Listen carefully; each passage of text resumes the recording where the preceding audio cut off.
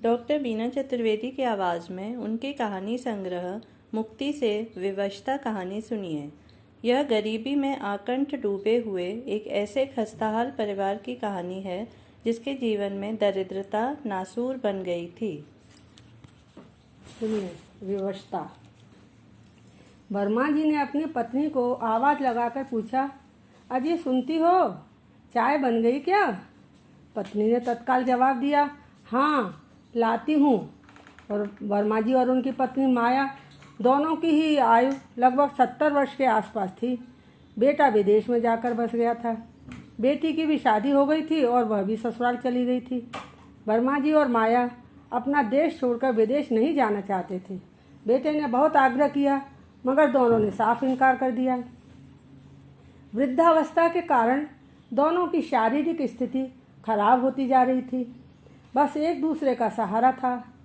दोनों मन ही मन सोचते कि जिस दिन हम दोनों में से किसी एक का बुलावा ऊपर से आ जाएगा तब उसे तो इस संसार से मुक्ति मिल जाएगी, मगर दूसरे की जिंदगी एकाकीपन में न मालूम कैसे गुजरेगी। वर्मा जी का कसरती शरीर युवावस्था में बच्चों के आकर्षण का केंद्र हुआ करता था। मोहल्ले भर के बच्चे वर्मा जी से कसरत के दांव पेच सीखते रहते थे। अब उनका कसरती बदन दिन प्रतिदिन ढीला पड़ता जा रहा था। गाल धंस गए थे और हड्डियां निकल आई थीं। गौर वर्ण की आभा भी पहले के समान नहीं रही थी। थोड़ा बहुत काम करते ही घबराहट के साथ सांस फूलने लगती थी। वर्मा जी की ऐसी हालत देखकर माया को चिंता होने लगती और वह कहती, एक बार डॉक्टर के पास जाकर अपनी हालत बताकर दवा क्यों नहीं ले आते? वर्मा जी हंसते हुए कहते, अरे तुम मेरी चिंता क्यों करती हो? स्वयं की सूरत भी तो एक बार शीशे में जाकर देख लो, कितनी कमज़ोर होती जा रही हो। इसी तरह से दोनों एक दूसरे की चिंता करते रहते थे। एक दिन सवेरा होते ही वर्मा जी के लंगोटिया यार के निधन का दुखद समाचार गांव से आया और वह उसी समय गांव के लिए रवाना हो गए। अकेलापन माया को खाए जा रहा था। वह सोच रही थी कि अभी तो वर्मा जी समय मिलते ही आ जाएंगे। खुदा न खास्ता मेरे भाग्य में विधाता ने अकेलापन लिख दिया तो दिन कैसे कटा करेंगे। एक ही दिन में मैं बेचैन हो रही हूँ। कई दिनों बाद वर्मा जी गांव से वापस आए थे। थकान के कारण उनका शरीर टूट रहा था। मानसिक और शारीरिक कष्ट ने उन्हें अंदर से कमजोर कर दिया था। घर का दरवाजा खोलकर अपना बैग हाथ में लिए हाँफते खांसते अंदर आकर सोफे पर बैठ गए। पत्नी पलंग पर लेटी हुई थी। क्रोध के कारण उन्होंने पतिदेव से उनका हालचाल जानने की भी कोई कोशिश नहीं की थी। माया को आवाज़ देते हुए वह सोफे से उठकर पलंग पर उनके पास जा बैठे। माया के नहीं बोलने की वजह से उन्हें चिंता होने लगी।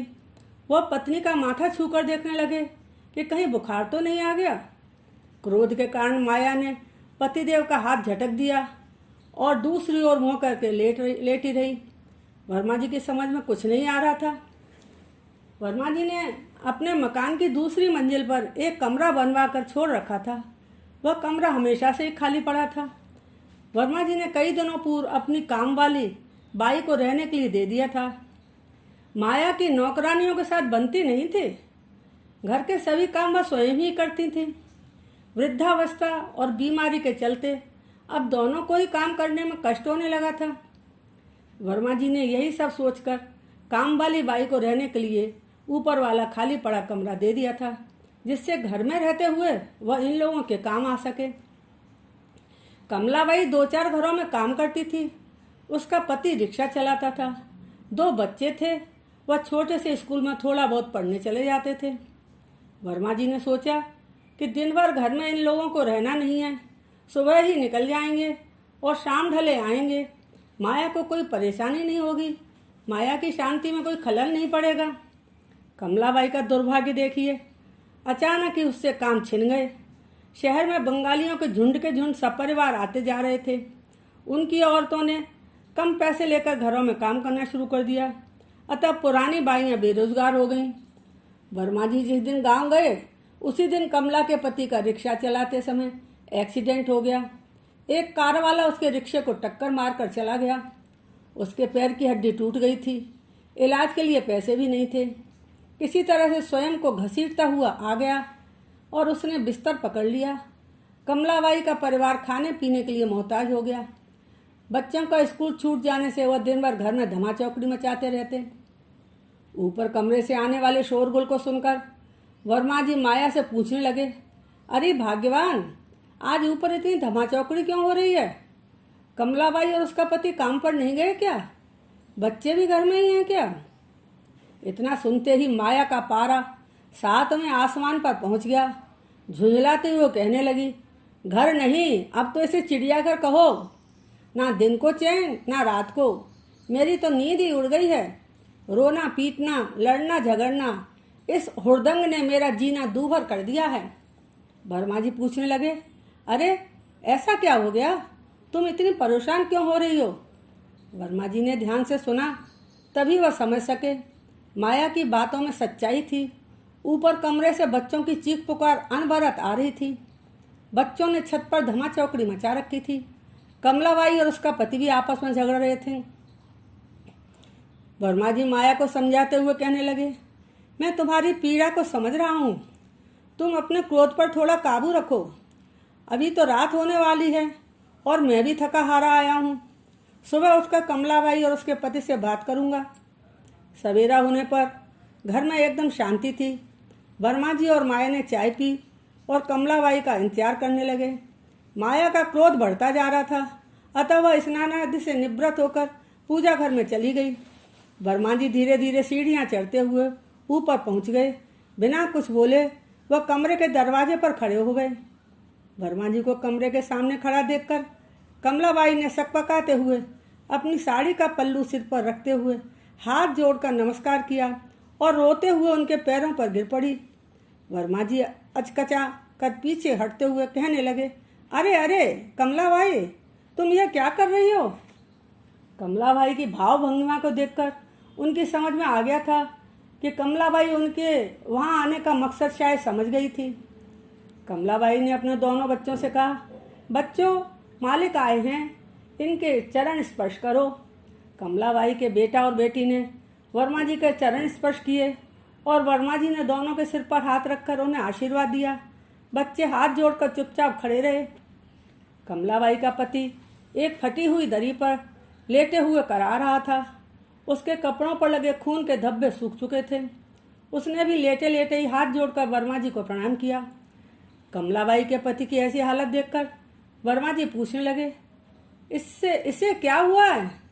इसकी ऐसी हालत कैसे हो गई? कमलाबाई रोते हुए आप बीती सारी कहानी मालिक को सुनाते हुए कहने लगी, मालिक आपके जाने के बाद रिक्शा चलाते हुए मेरे मर्द को कोई कार वाला टक्कर मारकर भाग गया। काफ़ी समय तक ये सड़क पर लहूलुहान हालत में पड़ा रहा। किसी को भी इसके ऊपर दया नहीं आई। न मालूम कैसे घिसटते हुए ये यहाँ तक आ सका, रिक्शे का भी पता नहीं है। कमलाबाई की दर्द भरी दास्तान सुनकर वर्मा जी का दिल पसीजने लगा। वह मन ही मन दुखी होकर सोचने लगे कि गरीबी में आकंठ डूबा यह परिवार ऐसे खस्ता हाल में न जाने कैसे जी रहा था। दरिद्रता इनके जीवन में नासूर बन गई थी। वर्मा जी ने कमलाबाई से कहा कि नीचे आकर सफाई का काम करे। इतना कहकर वह वापस आ गए।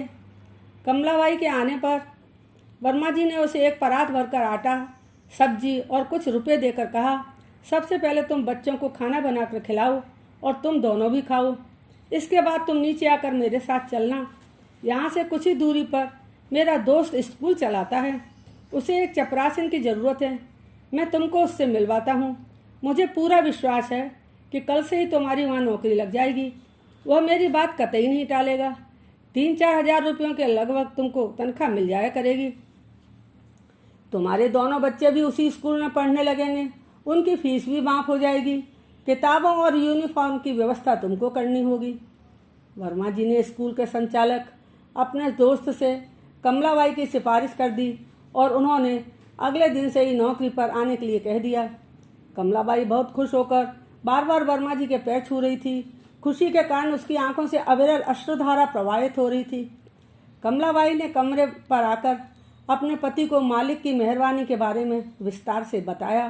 कहने लगी, मालिक बहुत दयालु हैं। इंसान के रूप में हमें भगवान मिल गए। अब हम खाने पीने को मोहताज नहीं रहेंगे। हमारे बच्चे स्कूल पढ़ने भी जाया करेंगे। हमें उनकी किताबें और यूनिफॉर्म की व्यवस्था करनी है। मेरे पास मेरी माँ की निशानी एक बड़ा चांदी का सिक्का है जो उन्होंने मरते समय मुझे दिया था। कल मैं उस सिक्के को गिरवी रखकर बच्चों की किताबों और यूनिफॉर्म की व्यवस्था कर लूँगी। कमलाबाई नौकरी पर जाने लगी थी। बच्चे भी स्कूल में पढ़ने लगे थे। अगले दिन वर्मा जी ने कमलाबाई को एक पुराना टेबल फैन दिया जो कि उनके घर में बेकार पड़ा था। कमलाबाई कहने लगी, नहीं मालिक, मुझे इसकी ज़रूरत नहीं है। अब मौसम बदल रहा है। आपने मेरे लिए इतना सब कुछ कर दिया, अब हमें कुछ नहीं चाहिए। वर्मा जी अपनी पत्नी से कहने लगे, भाग्यवान देखो, कमलाबाई की सोच कितनी बड़ी है। इतनी गरीबी की स्थिति में भी उसमें कितना संतोष विद्यमान है। कहते भी तो हैं कि संतोष सबसे बड़ा धन होता है। वृद्धावस्था में माया का स्वभाव बहुत चिड़चिड़ा हो गया था। वह अकेले में शांति से रहना चाहती थी। शोरगुल उसे कतई पसंद नहीं था। यही वजह थी कि वर्मा जी के द्वारा कमलाबाई के परिवार को अपने घर में रखना उसे सहन नहीं हो रहा था। कमलाबाई बहुत खुश थी।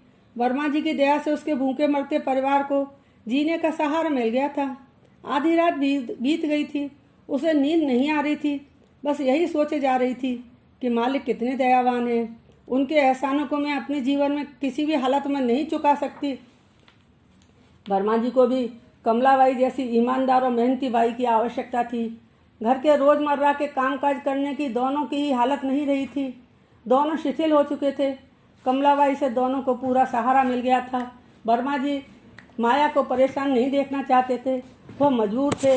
वर्मा जी ने कमलाबाई की बेबसी और स्वयं की ज़रूरत के अंतर संबंध को महसूस करके बेवस्ता वश ही कमलाबाई को अपने घर में शरण दी थी।